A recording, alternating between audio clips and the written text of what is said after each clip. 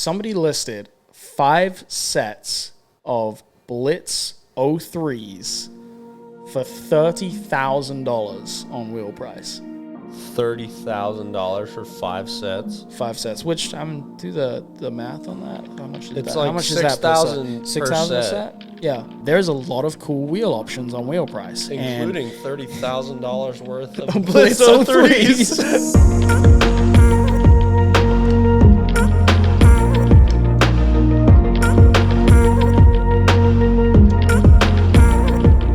Yo, what's going on, guys? Welcome to Substance Podcast. I'm your host, Liam. And I'm your other host, Matt. And this week's episode, we have absolutely nothing planned for you guys. Kind of, but... No, well, we do. It was just... We just came up with it. Well, we just thought about it about an hour ago. Yeah. I'm not even going to say we, because I know it's something that I kind of think about, and I just, knowing Liam, I kind of assume he thinks about it too, but technically I haven't, asked him, but it does suck a little bit when we have to just, go off the cuff like that, just because, I don't know, in my head it feels like it's just, a little bit less, I don't want to say hard-hitting, that's a really weird word yeah, to but use, also, some of the best episodes that we've recorded have been super off the cuff. You remember, I suppose you're right. Was it 2 weeks ago? Was it 2 weeks ago or was it last week? I don't fucking remember. No, last week we did Lucas's episode. Yeah, last week. It was 2 weeks ago we did an episode that we really kind of just winged it. And it was when we covered that Facebook post that we'd read that Chili had sent to you. Yeah. Oh, yeah, I guess you're right. Did you see there was a response to that? You talking about the episode? The guy that made the Facebook post made another one that was inspired by us talking about it on the podcast. Oh shit, really? Yeah. We can get into it a little bit, but that might actually be a cool thing to bring up and talk about towards the end of the episode, just to tie it back around to that. Yeah, that's cool. But yeah, we say this a lot. We want to have people on. Oh my God. Oh no. Before I even say anything. All right. We're going to give a fat shout out right now because... Big fat shout out. If you guys will notice, we're moving around a little bit more if you're watching on YouTube. We have new chairs. We're breaking in these new chairs right now. We have new chairs. Shout out to one of our Discord members, Johnny, or a.k.a. Coochie Style Flex. He bought us chairs. He's sick and tired of hearing us complain about how much... And now we just have to get the creaks out of these ones. Oh, yeah. But the issue now is that these have wheels on them, which means it's a lot easier to just fuck shit up. And I have already, in my motions of spinning slightly, I've already knocked the side of the table twice. So this is a new learning curve. His joke was that when they arrived, he was like, all right, now I expect the episodes to be 3 hours long because you have no reason to be complaining. And honestly, I think any chair for 2 hours is not going to be the most comfortable thing unless it's fully a fucking couch. A lot of gamers will want to have a word with you about that because there are people that have those fancy gaming chairs where they sit there for fucking 12 hours or just whatever the fuck people do. That's totally fair, but we don't have big fancy gaming chairs. We're not gamers. But we do have these nice chairs. He sent us 3 of them, which is fucking awesome. He messaged me and was like, hey, I want to send you guys a gift for the podcast. And I didn't have a clue. What it was until, I don't remember what day it was. It might have been Wednesday. I go to open the door to leave for the gym and there's a stack of boxes right in front of the door. So I can't even leave. I'm like, what the fuck? What the fuck are these?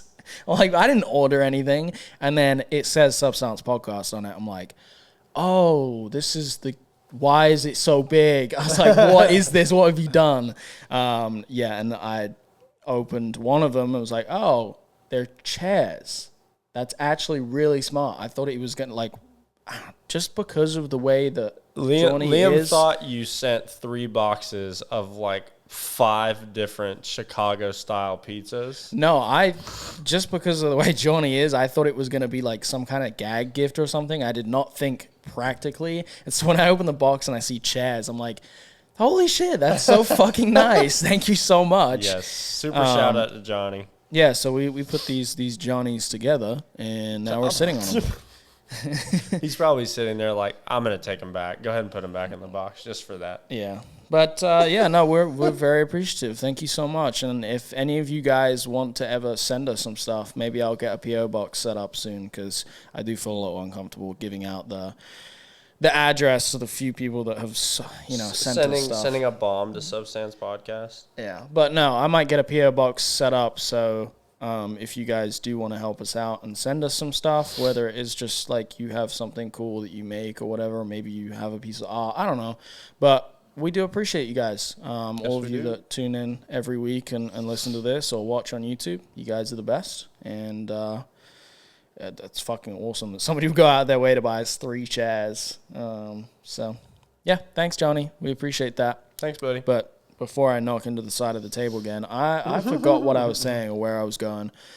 Well, the last thing I remember was talking about how at some point we're going to touch on how he responded to our well conversation. I feel like we'll do that towards the end of the episode, because we did that the last time. I just that's the last thing that I remember you talking about. So I was saying how we want to have guests on, but it logistically is not that simple to just do this. And we've talked about this a couple of times, but we have very differing schedules. Matt's been insanely busy. And it's kind of hard to make it work out to the fact, like, we're in one set location, right? If people have to come to this one location to record, and then, like we've said before, we don't ever want to just have somebody just show up at the house. You come in the garage, you sit down, and we record, and that's it.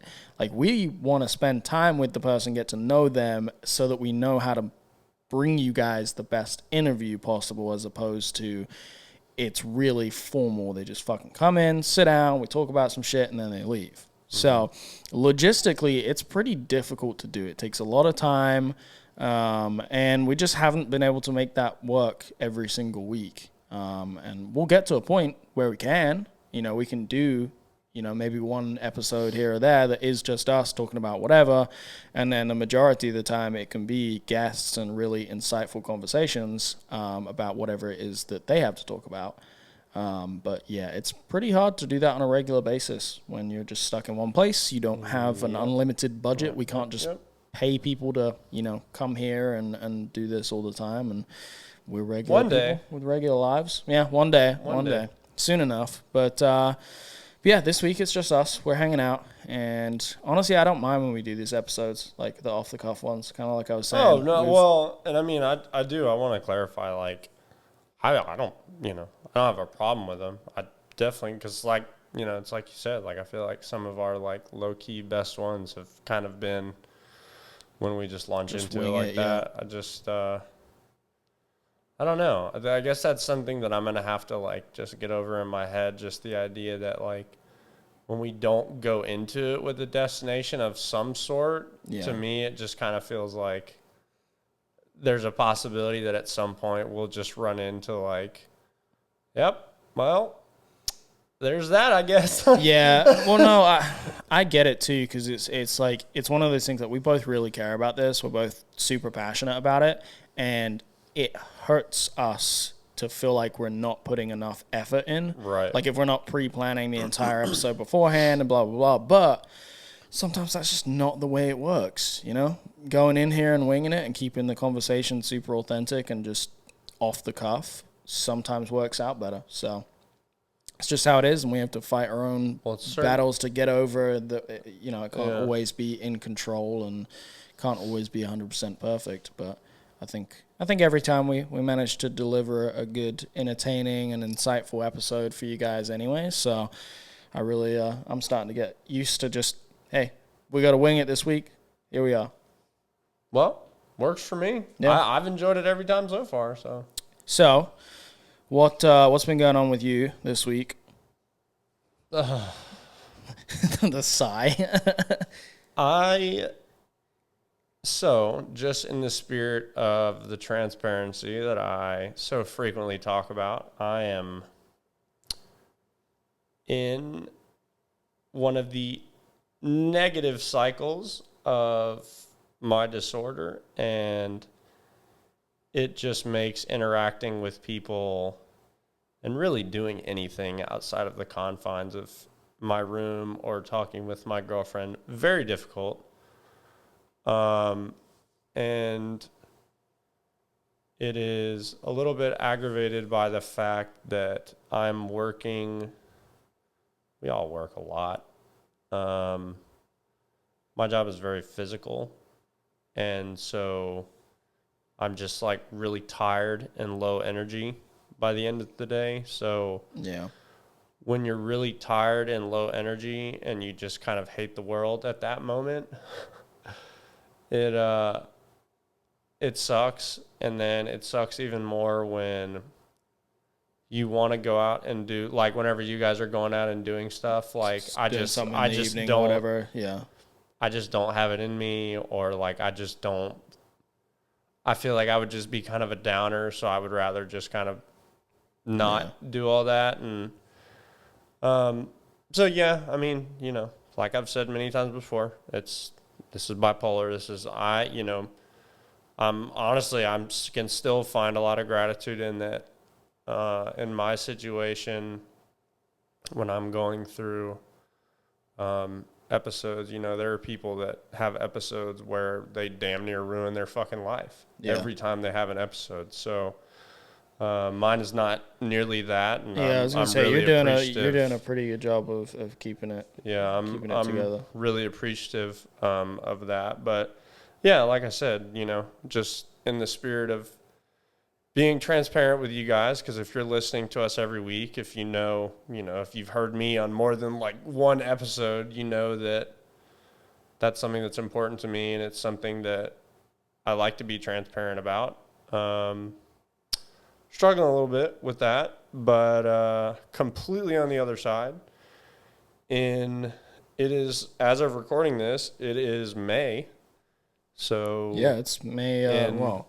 May 2nd, I guess, when everybody's listening, or after May 2nd. But yeah, it's May now. So May 2nd. So in 13 days, I will be at the beach in Mexico with the woman that I love, who I don't get to see nearly as often as I would like to. So I think that's one of the things that's keeps you going. Yeah, that's really getting me through, working and doing the extra work that I'm having to do to like make up for the amount of time that I will be gone, which is a whole other different thing that I could get into, but it's not conducive here. But yes, so the overall answer is kind of going through it right now, but also there's just more things that I can list that, I'm grateful for, and I can. Well, here's another thing that we can talk about that I know you're grateful for.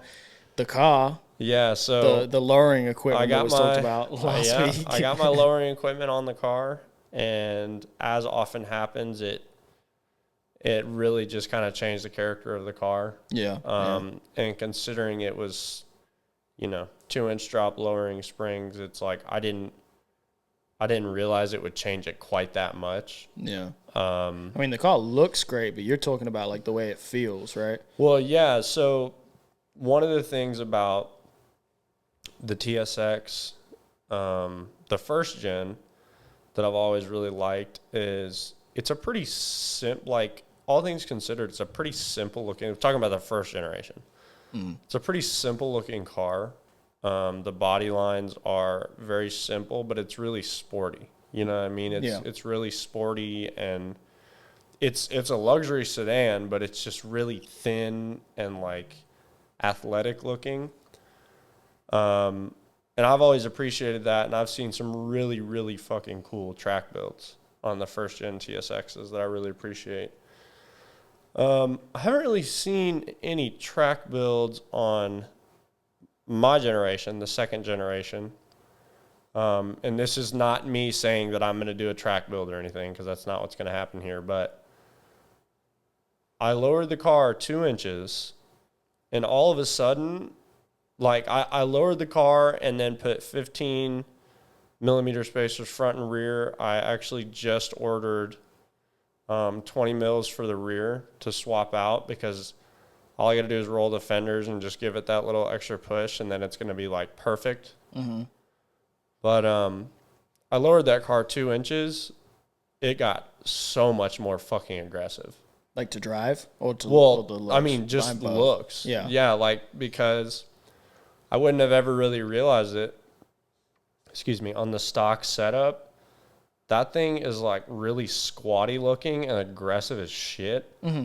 And, like, the fenders, I guess. Yeah, like, the fenders are kind of bulgy. Mm-hmm. And So, then once you fill those out, yes, it just like completes so that when it's look, lower to the ground, now it has like fucking muscles, and the Yeah. car looks really like angry and aggressive to begin with. Yeah. But then the other thing that I was telling Liam is, and massive shout out to my really, really good friend Scud. He is going to be on an episode. Obviously, you guys have heard us talk about him multiple times, and he actually has a pretty fair amount to do with the loose topic that we're going to be talking about today, because it was a conversation that he and I had while installing said lowering equipment. But anyway, so he has a shop over off Ringgold Road. None of you guys know where that is. Wow. Anyway, there are some very short, very, very short, but windy roads near his shop. So when we put him on, he was kind of like, hey, you need to test it. So, like, run down to that gas station down there and, like, give me some cigarettes. Where I was like, all right, cool. And so it was like, I think it was like almost 12:30 at night. Mm-hmm. And it's not a really high traffic area back there. Yeah. So I felt like I didn't really need to, like, sweat cops being back there. So I just leaned into that fucker. Like, there has been, so far, there's going to be a lot more now, but so far there's been probably, like, this was the third time I really leaned into it in that car, and that thing is on rails. Yeah.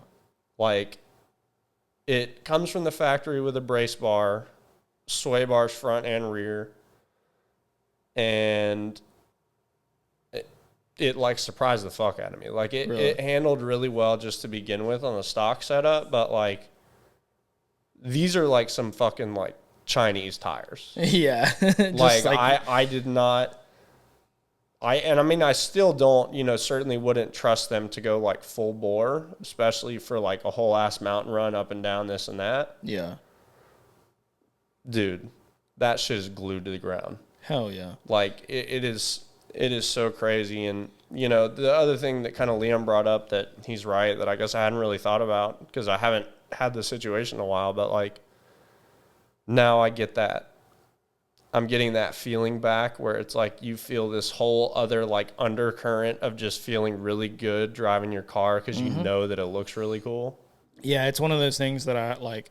My analogy for it is I've heard a lot of people when they put a steering wheel in their car, like, my car feels so much better now since I put the steering wheel in there.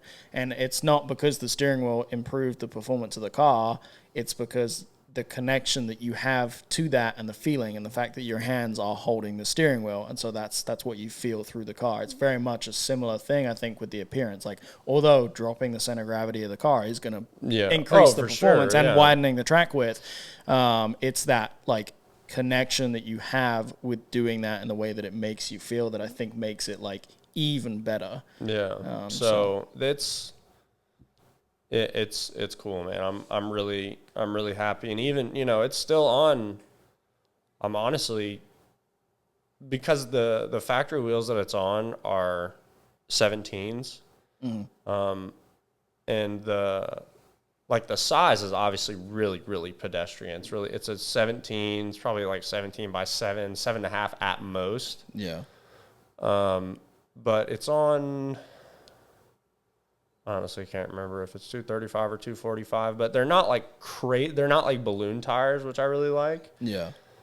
And it just so happens that setup for like a 17, yeah, you could have a little bit of a smaller sidewall. But, like, for what I have right now, considering I'm not going to touch the wheels or tires anytime soon, it's honestly a surprisingly good look. So, yeah, I'm a fan. Overall, once I roll the fenders and get that 20 in the back, like, I'm going to be set with that. Really, really, really satisfied. Which is fucking awesome. I'm so stoked that you you're like finding a way to enjoy yourself God, with a fuck, car again. yes. And I especially it makes it even cooler that it was just like clearing out the last stock of not fast stuff that helped allow that to happen. That's it's actually like, funny. It's kind of like full circle. Yeah, really. I hadn't really thought about that poetic connection. You're totally right. Yeah. So thank you again for everybody that cleaned out the rest of that not fast stuff. You know, I really, really appreciate you guys. Not only for my lowering equipment, but also just for, you know, supporting Not Fast in its very last moments. So I appreciate you guys. Well, I think the legacy still ligs on. Sorry, I just made a ligma joke in my fucking head. The legacy lives on with all the stuff that you're still doing, and although Not Fast is not a brand anymore, there's no reason that you know that name and that phrase isn't going to continue with everything that we're doing here. I was gonna say one thing that always makes me really, really happy is there are at least 5 people. Well, it might be even less. Hold on, let me think. Corey, yeah. So Limitless Corey, it's my friend Corey Marshall. Yep. Jesse. What the fuck? Jesse, did I just... I'm pretty sure it's Jess. It's Jesse Romaine. He's down in Birmingham. He's got, like, probably one of the nicest, most involved RX-8s out there, at least in the U.S. He still has a Not Fast banner. Jared Hincher still has a Not Fast banner on his Camaro that he is about to... That Camaro is about to go from, like, really cool to absolutely fucking monstrous for anybody. I think it's Jared Hincher 518 on Instagram. I'll make sure I get that out by the end of the episode. But, like, he has a 60... Good face. Yeah, I'm making a good face right now. It's a late 60s Camaro. I want to like say what I know he's doing, but I don't know if like he wants that to be public information. So I'll probably just leave that then. He has some really, really exciting plans for it. Is it like a pro touring setup, that car? Or? I mean, right now it's like the one I think it is. Right now it's just like a street ready Trans Am kind of setup. Yeah, no, it's a really. Like, I remember seeing it at Riverside years ago, and it's fucking awesome. Yeah, it's a sick car, but it's about to get fucking insane. Oh my God, I feel terrible because there's other people that I know that are stuck in the back of my head that are still running Not Fast stuff. But I just can't think of it off the top of my head. Shout out to any of those people that are continuing the legacy of Not Fast. That's really fucking cool. And that kind of lets me jump into a little bit to say thank you to everybody that's continuing the legacy of LEP, because myself, Benny, and Benny's girlfriend Victoria went to Nashville yesterday. Or not Nashville. We went to Lebanon, Tennessee for Slam Enough. And I still, even now, even though I'm not really like that present at shows and stuff, it was really cool to walk around and see so many people wearing LEP stuff still. Like that's definitely a really fucking cool feeling, and I appreciate all of you guys that have, you know, been a part of it over the years and are still, you know, continuing to wear the stuff. I actually I made it I wasn't planning to go, and I'd had people messaging me, I think for like the past 2 weeks, like, hey, are you gonna be at Slam Enough? And I'm just, no, not going. You know, I don't really have a reason to, you know, we'll probably do something else that weekend. And it just kind of worked out to where me and Ben didn't really we were hoping we were going to do a drive and shoot video this weekend, and we didn't. So Friday we were like, oh, should we go to Nashville tomorrow? And yeah, we decided to go. And because I didn't tell anybody that I was going, I actually got to walk around, look at cars, and talk to some people, which was awesome. And the very few people that I did like interact with, I kind of like caught them off guard. Like as I was walking in, I saw a guy who was wearing a Substance shirt, which shout out to you, whoever you were. I just looked up at him and was like, oh, that's a dope shirt. And he did like a double take. I was like, wait, what the fuck? So I definitely like caught that guy off guard. I'm not even going to lie. And I'm not giving you shit because something tells me I would have done the same thing. Yeah. But that is like the most like That is like the most like micro celebrity thing you can possibly do. Well, Because it's like if actual like celebrities 100% would do some shit like that. Yeah. It's just such a funny position to be in, to be like, hey, nice shirt. Hey,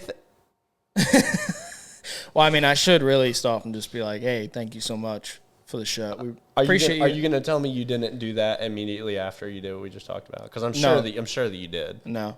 Because we were in a... I did not want to socialize with anybody yesterday. I'm not going to lie. We dressed up really fucking stupid yesterday at the show and just like asked people questions. He was probably like... Well, no, I wasn't in my dumb costume then. I was just like regularly dressed when I walked past him. But thank you to that guy. You're awesome. I appreciate you wearing that shirt. But I saw a lot of people wearing LEP stuff. This is Liam... This is me making Liam, up for not saying this is him yesterday. Actually saying the stuff that he wanted to tell you. But anyway, sorry, continue. Well, anyway, me acknowledging someone and being like, yo, I love that shirt is kind of me being like, thank you so much for supporting everything that we do. That's what I was getting I'm just awkward. It's just like, that's such a... I would have done the same shit. Like, that's such a fun thing to do. I think just the fact that it is that just makes me laugh, because it's like, hey...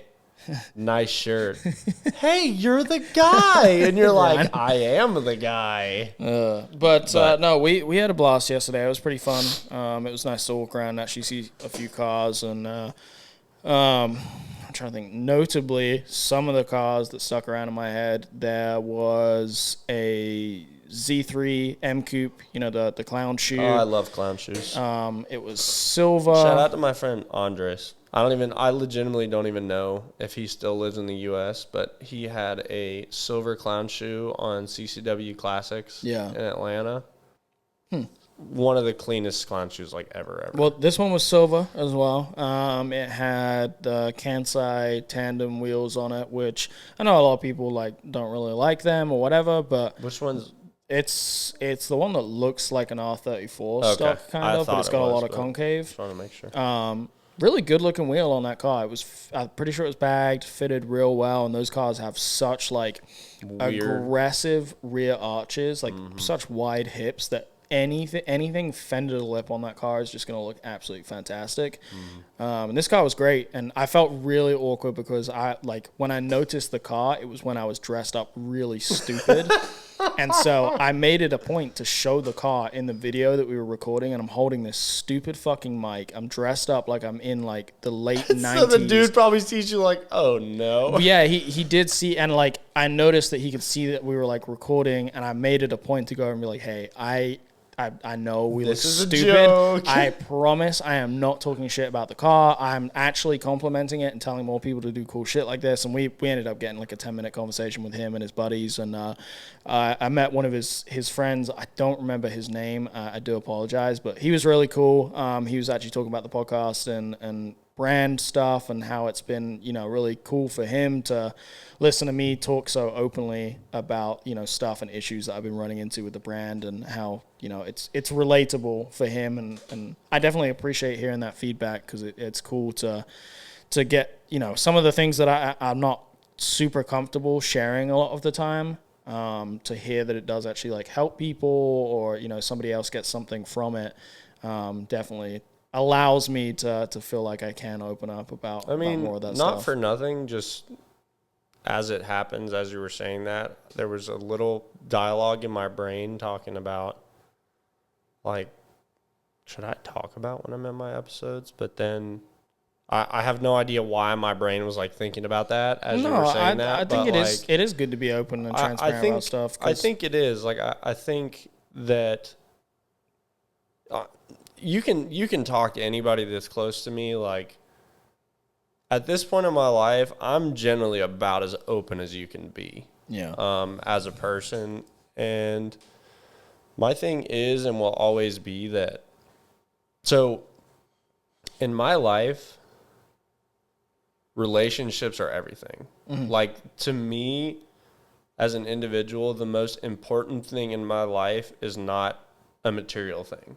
Absolutely. It's all the relationships that I have and that I put my energy into. And I found that something that all really good, really, I was about to say substantial, but I literally feel like that's like a no-no word to say because it just sounds like you're trying to make a joke if you say it on this podcast. But like any worthwhile, really meaningful relationships, I feel like the more you're open about who you are, how you feel, what you're feeling, we're all humans, man. And it's like the thing about it is, I know that there's everybody in every place in the spectrum out there about like, what can you share, what can you not, who are you comfortable with, who are you not, and all of this stuff. And that's valid and it's fair and it makes total sense,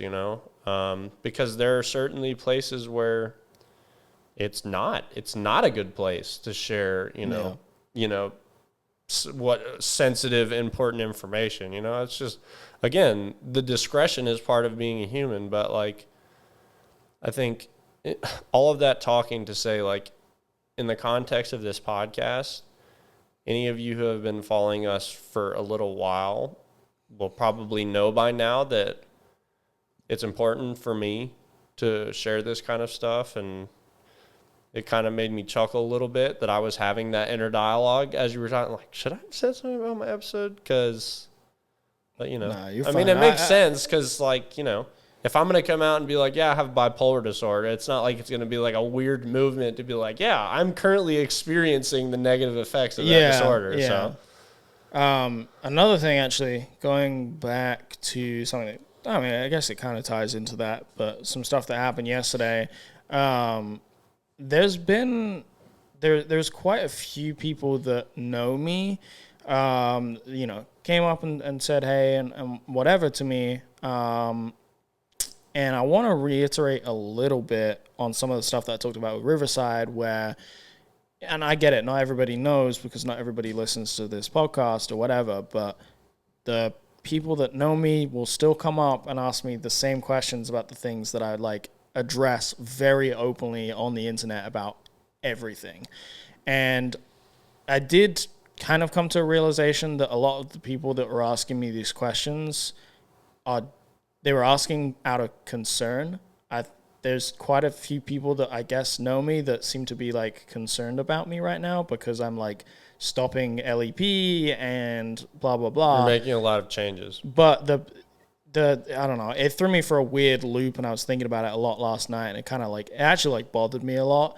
It was like, these are all people that if they actually genuinely cared, they would already know the answer to a lot of those questions, and they would know that I'm fine, I'm doing totally okay, and they would know why I'm stopping doing LEP. Like, if you actually cared about somebody, like, you would just, it takes you 10 seconds to go and find where the answer to that question is.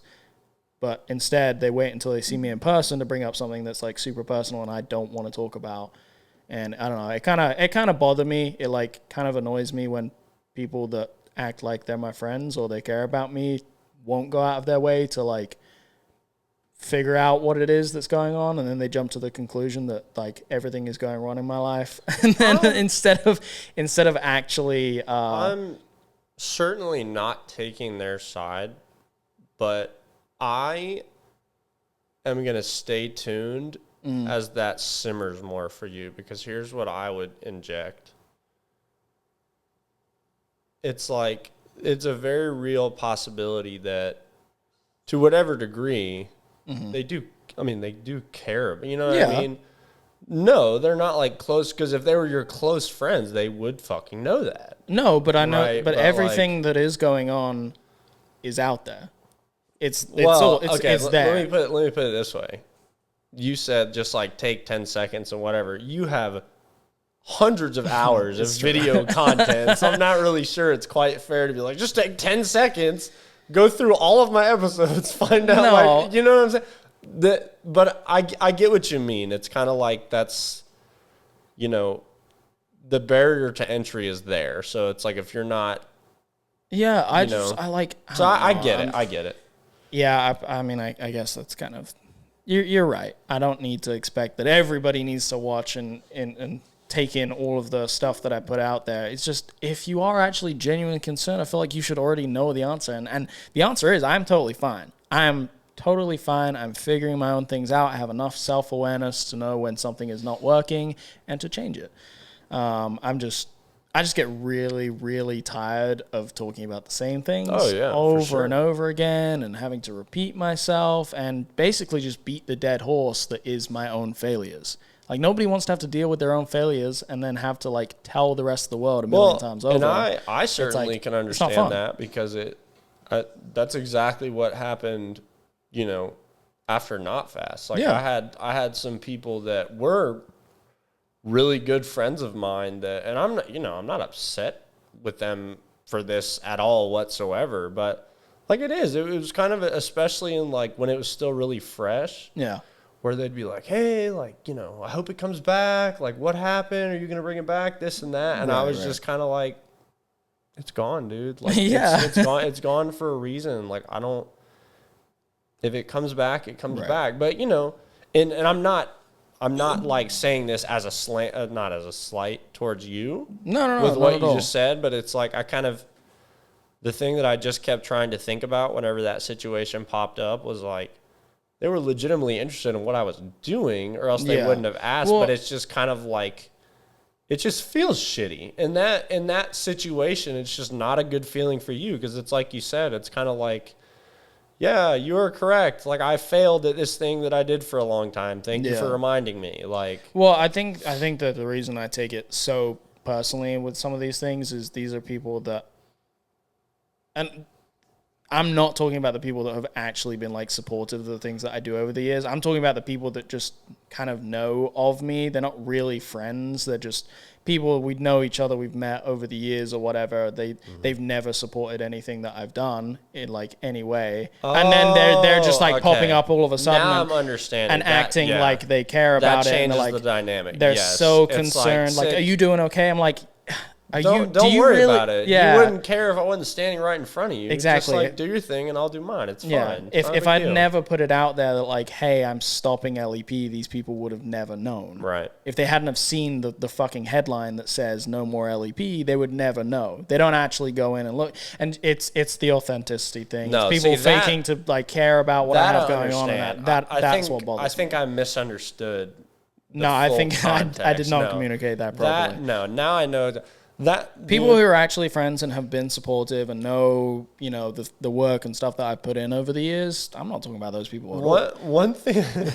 One thing for myself that I've always found kind of like good, I guess. Good? Is I would venture to say for like most of it, for as much of my life as I, you know, knew how to be socially aware, I have understood the value of silence. Yeah. Both in like a direct sense, as in you're talking to somebody and you just kind of like use silence, whether to like give them a moment to think or like you think, you know what I'm saying? Like a very like real time thing, but also silence and just not saying anything. Yeah. Like, you know, so it's like in a situation like that, like if I know of you, but I don't like know you in that scenario, it's almost harder. It's almost harder for me to like walk up and try to make like weird conversation with you to appear that I'm like interested in what you have going on, as opposed to be like, oh, look, it's Liam. It's just like, we're just gonna like, you know, I can be like, yo, what's up, Liam? And then that's it. You don't have to do like, just do your thing. I know. Well, like I'll do mine. The thing that goes on in my head is like, I'm getting this feeling already that you don't care about what it is that I have going on, and the answer that I'm giving you is totally redundant because you're just be like, "Oh, okay, cool." Exactly. It's like, what? No, and that's what I'm talking about. It's like I want to go to the car show to enjoy myself and look at cars and stuff.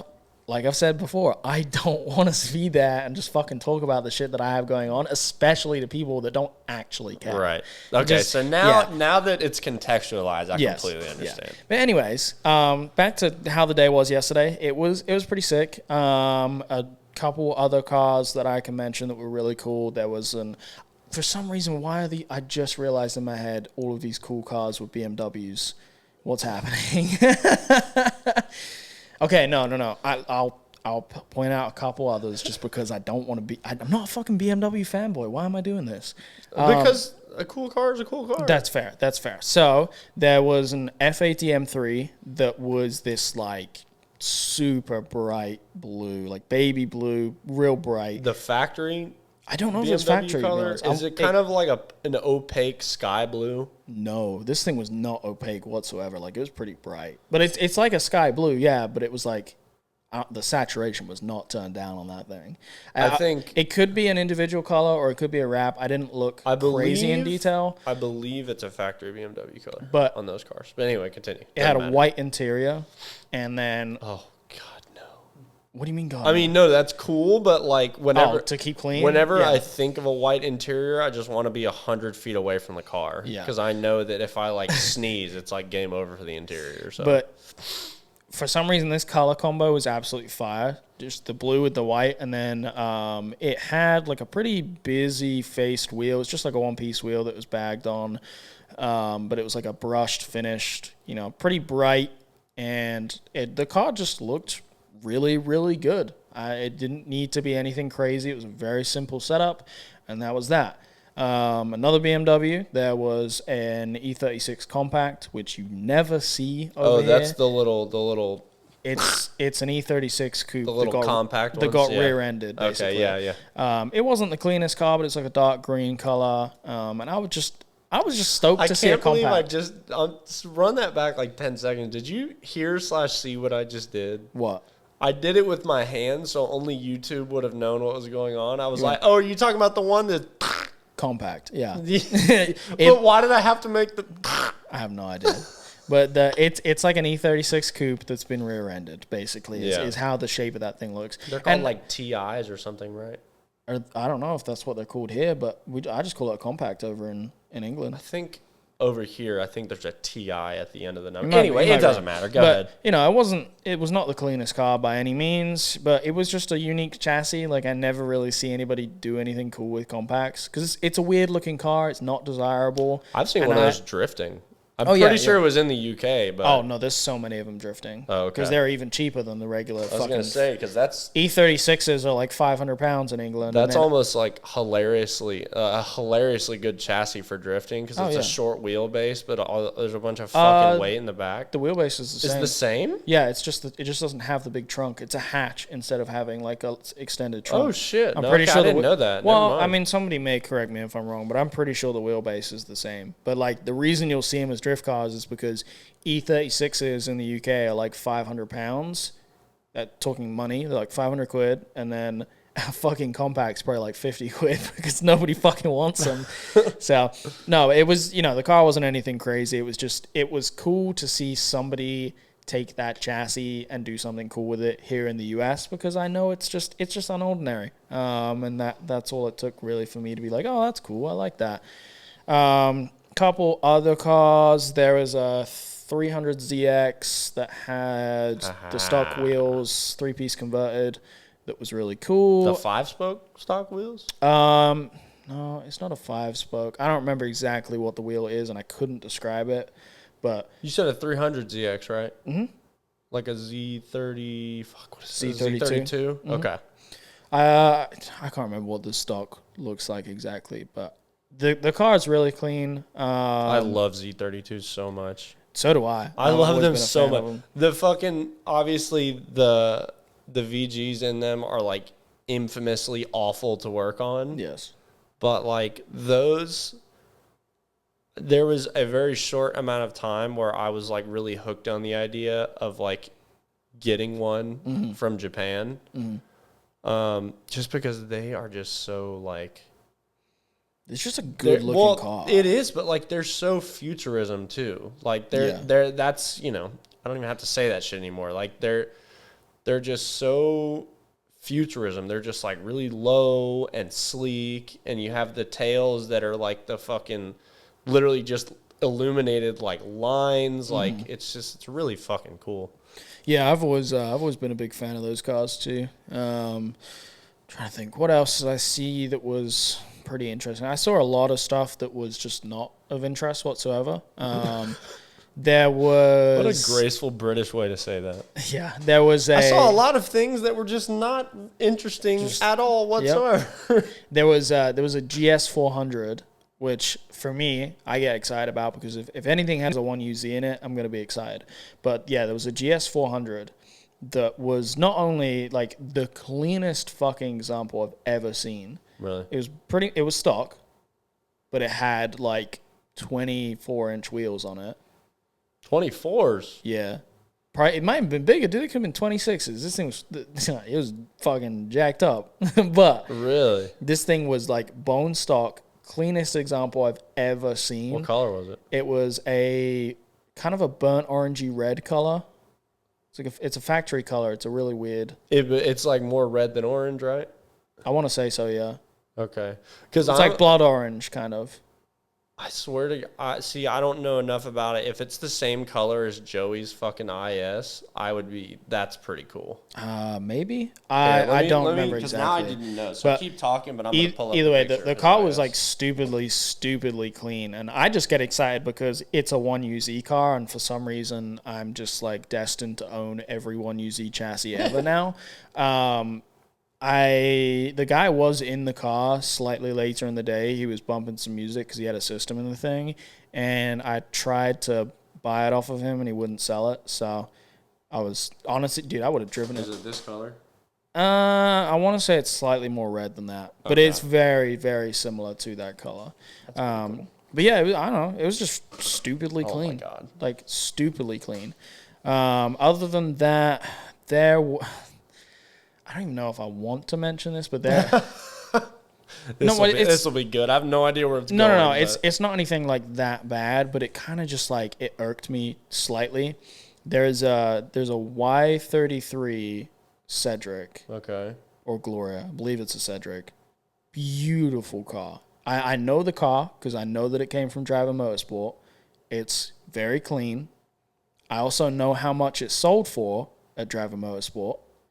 And it was a slight disappointment to me to see it sitting on ESR wheels with fake junction produce neck pads, pillows, and like it just leave it. It should have been left stock or like exactly the way that it was, and it would have been absolutely perfect. I'm left to assume that it had real shit on it before. I don't know. Well, no. It actually no. I think it did. I think it had Volk wheels on it before. It had like those. My God! Those like Volk 5 spokes. I want to say I'm not 100% on that, but like it's a really clean. It's a turbo car too. It's really nice, and it's for sale. And I like tried to make a trade offer for it the other day, like before I saw it this weekend for the Majesta, and it got like shot down so quick. Yeah. They're like, nope, not interested. Cedric's worth hella money. And I was like, okay. I mean, based on like how much I know that Cedric was, the Majesta is actually a good flip, like for a trade. Yeah. And then seeing it in person and just like, I knew it had ESRs on it. I was like, oh, whatever, that's just wheels. But then I saw I never understand why people put fake junction produce neck pads in a car. Why wouldn't you just buy plain neck pads? Yes. Because they're so, if you buy fake JP, it's so obvious that it is not real junction produce because they always have this like, they always have a completely different shape to them. And you'll be spending infinitely less too because you could just go on like fucking Alibaba and just buy literally whatever color for like 12 cents per neck pad. Like if you're trying to save the money, just get the plain ones because if you buy the fake ones, it's so obvious that they're fake. Yeah. That it just looks really bad. And the $18,000. 18 is what he's asking? $1,000, yes. Yeah. Anyways, it is a really nice, clean car, and you know, if somebody does buy it, I really hope you didn't pay that much for it. But Yeah, when I made the trade offer, the guy sent me a listing for one that's on Driver Motorsport right now that has control arms, Audens in good specs, like carbon fucking headlight bezels, like nice parts on it. Tit for tat, Liam. That's for tit sale. Tit for tat, dude. For $18,000. He's like, it's tit for tat, dude. He just. Never mind. We're gonna get into talking shit about that. I don't want to be that guy, and I don't want to hate on people's stuff. But it's just I'm stopping myself. Yeah, I'm not stopping you. I'm stopping myself. Well, I don't want to be that guy, but it just it's a really nice car, and I hope that if somebody does buy it, they really love it. Yeah. But change everything. Get rid of all of that. No. So there you go. This is what you guys can take away from this. Anybody listening. If you're thinking about buying fake junction produce, stop. Go to Alibaba, get the exact same color of JP stuff you were going to get for 50 cents per neck pad, and just get that with no JP. And then save for how much are JP headrests? They're probably like obscene now, I'm sure, but it's like $200 a pair. So it's like $400. It's like $400 to get 4 neck pads, which is a lot. But you understand how bad it looks to have the fake ones. Even still, you can buy them. Like if you have all 4 Alibaba neck pads that are like match your interior, you can literally get like, let's say you want to get all 4, right? Mm-hmm. But you're like, fuck, I only have $200. Well, go donate plasma. Get enough for the Alibaba stuff, and then spend your 200 pucks. Spend your 200 hockey pucks on the actual JP. Put them in the front of the car, so when everybody's looking at your car, they're like, "Oh, it has real." And then just keep the Alibaba ones in the back seats, and then when you have enough to get your second pair of JP, there you go. Fair enough. There's your fucking life hack right there. So that's what your takeaway is from this. Just get really cheap generic neck pads and then save up for the real shit. This is what I'm realizing. This is what I'm realizing in all of the talking that we do all of the time. There's always, and I know this better than anyone, there's always an alternative to be had. Yes. That is not garbage. Yes. And you can bide your time. Yes. Without just being like, I'm just going to get the fake anything of any. It's like, no. Just slow down. Right. Just slow down. Think about the most strategic way you can do something. And it kind of goes back to the Big Dick Jimmy attitude, right? Mm. Because with that car, I currently love how it looks. I think it looks great. Yeah. I'm not going to pull up to a fucking meet like I have something special. Right. You're still going to catch me parking in the lot across the street, right? That's the thing about, for me, that's the thing about it, is it's like, if you want to have like a big, I was about to say big, flashy. It's like we always talk about, if your car is not where you want it to be, but you want to take little half steps because that's all you can do, that's okay. Right. Just be strategic about it, I guess, is like what I'm getting at. Like, there's always, vision and execution. You have what you want the car to be like, and you can just carefully select the steps that you're going to take to get you to where that is. Yeah. Am I going to be on lowering springs and stock wheels forever? Absolutely fucking not. No, but you're also not. You're not trying to sell your car for a huge profit. Well, there's that too. That's the whole other thing. But like, I'm just using that. Yeah. To be like, don't just. It's just, we don't even need to. There's other half steps. The fucking. I mean, the argument can be turned around on me too, because there's definitely a lot of people out there that'll be like, damn. I mean, you're selling the Majesta for $16,000. It's a Majesta, which you're right. Majestas aren't worth crazy amounts of money, but the difference is there's not that many that are super, super low miles, have been taken like insanely good care of, and are in that kind of condition. Yeah, $16,000 is a high, but that's a starting price. That's not like, And I also haven't like put a bunch of cheap parts on it expecting it to like doll it up or make it, worth more to someone. Like, Right. the car is a very nice example of a Crown Majesta, and it is a great start platform. And if somebody made me the right offer, it would be gone. That's just what it is. Yeah. But anyways, moving on from that, Slamming Enough was a good day, and the video that we filmed there is going to be interesting and entertaining and probably pretty stupid. But I honestly, for anybody that's it'll be stupid. Y'all need to see what these fools were fucking wearing over there. For any of you guys that did see us wandering around looking like dickheads, I couldn't tell you what that was, but we were having fun and trying to find like I'm like yawning and laughing at the time. It looks and feels really chaotic. But I'm like the idea behind us doing like we dressed up really stupid and had this like dumb microphone. The idea was that we were gonna go and interview people, and I started out as like, we want to just like ask some dumb questions that we'll get some funny answers out of, whatever. It would have been like a really fucking hilarious Eric Andre way for you to do that. What? Just like, well, I guess you kind of talked about it earlier, but it's like if you walk up to people like that and dress like that, and then you're like, do you currently attend therapy regularly? Like, you just ask them like a really serious question. They're like, the fuck is going on? Yeah. Why? No, so I actually turned it into, I wanted to use it as a way to show off like vendors at the event, like show off some of their products, but do it in like a really shitty way. I don't know. This was the idea behind it. I couldn't tell you if this is how it will come out or come across.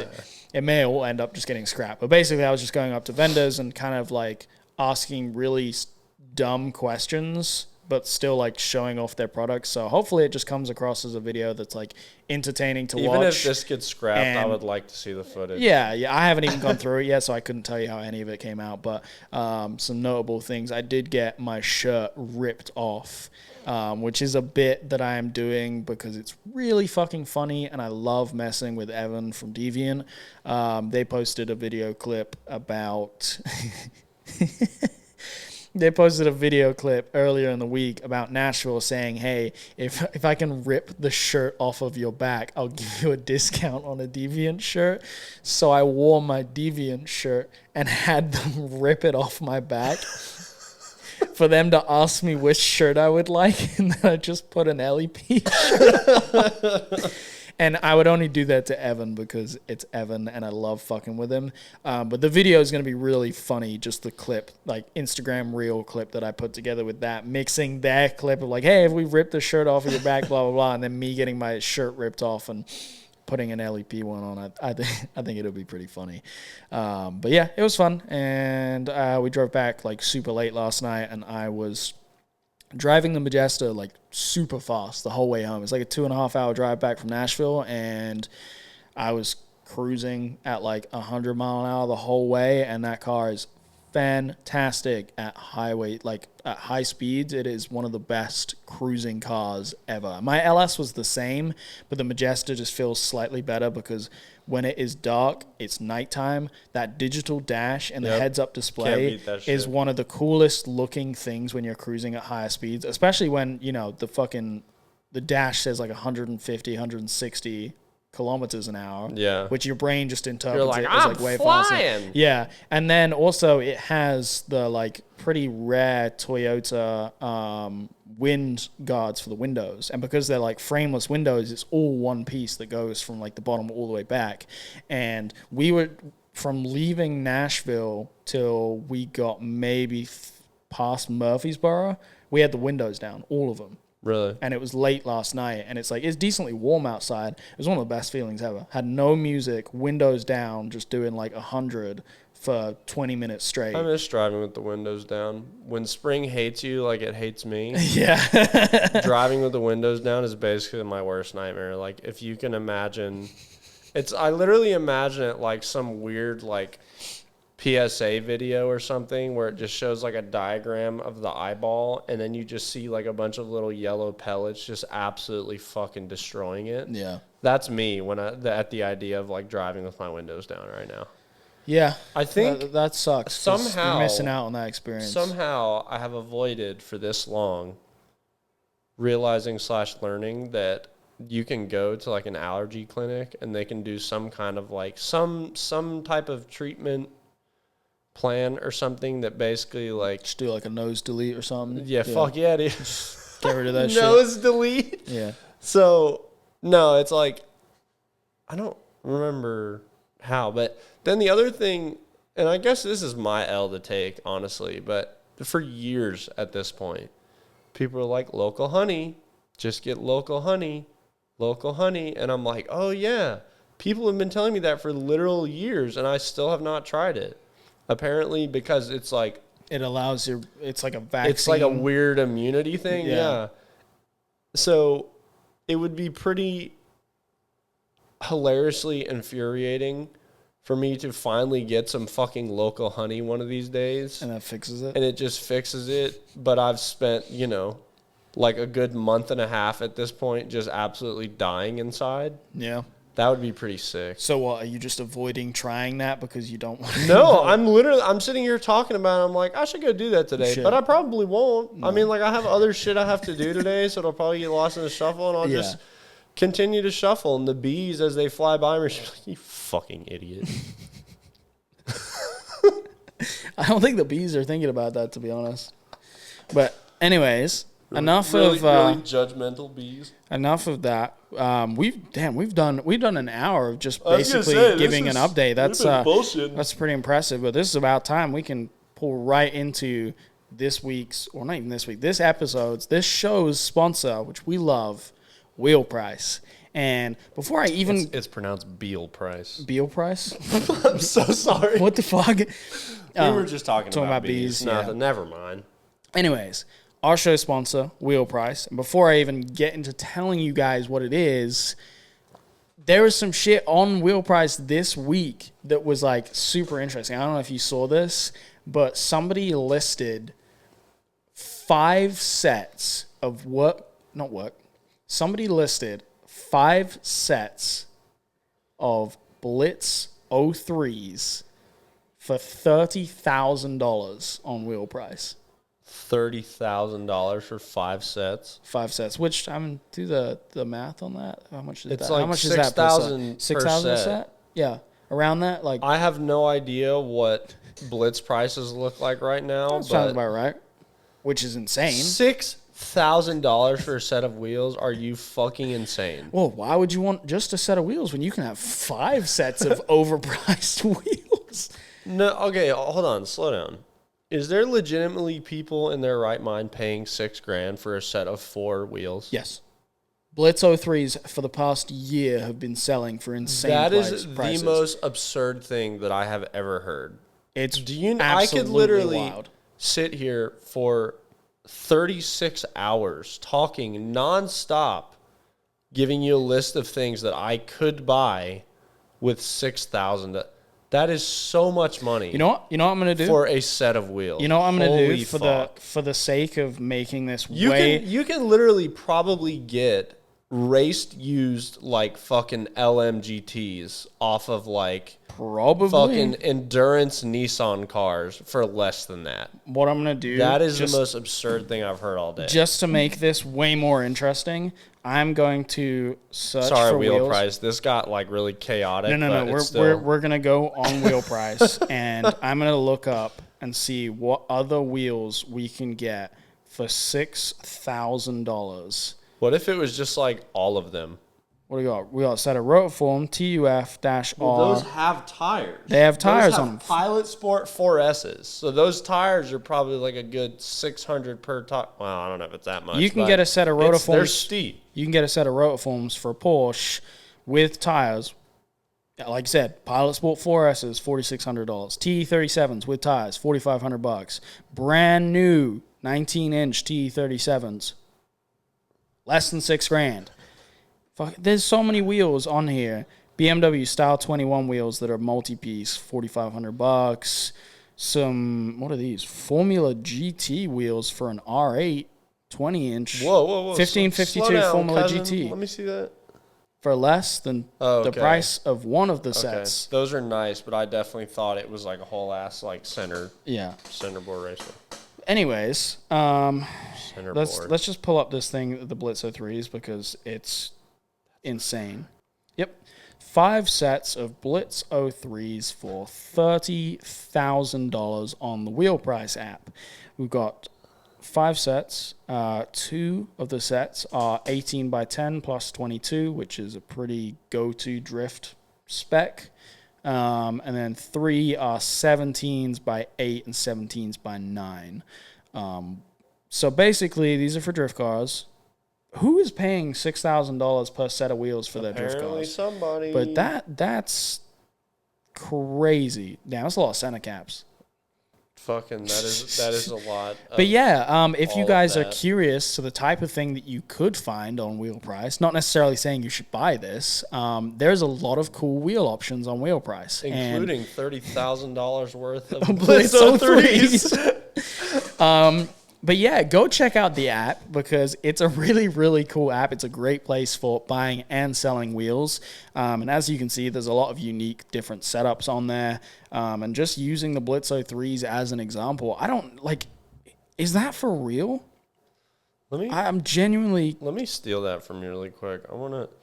Anyways, WheelPrice is a really good place for you to buy and sell wheels. So if you're looking for your next set of wheels or you are looking to sell your current set and get a different set of wheels, or you're looking for trades, whatever, WheelPrice is a great place for that. It's set up just like the classifieds were back in the day. Oh, bro. Yo, what? They really... No! Camera really just did that. Well, at this point, this is where the YouTube section of this ends. My camera out of this. My camera just overheated. Okay. Well, anyways, this is where the YouTube section of this podcast ends. As I'll finish with WheelPrice, thank you so much to them for being a sponsor on this show. We absolutely love them. And all of the links are in the description to go check out the app and also the website. Go check them out. It's a really, really cool place to buy and sell wheels, and we appreciate them being a part of this show. And if you want to go find the Blitz 03s, you're interested maybe. If you have $30 to burn in wheel $30, you mean $30,000. If you would like to invest in the Blitz 03 coin. I mean, but let's be honest in the worst possible way. With the way that they're going and have been going for what sounds like a year or 2 years now. That's insane. No. Don't get me wrong. It is quite insane, but it could also very much be a long con kind of deal. Yeah, it definitely could. But anyways, Blitz coin. You're totally right. For all of the YouTube watchers, I do apologize. The camera is unfortunately toasted for the rest of this episode, so we will be cutting off the visual part of this. And if you would like to listen to the rest of this episode, please go over to Spotify and Apple Podcasts. Not at the same time, just one or the other. The best part of the episode is going to be only on Spotify. So we're going to get in depth into some stuff right now. But appreciate all of the people on YouTube for tuning in. Anyways, so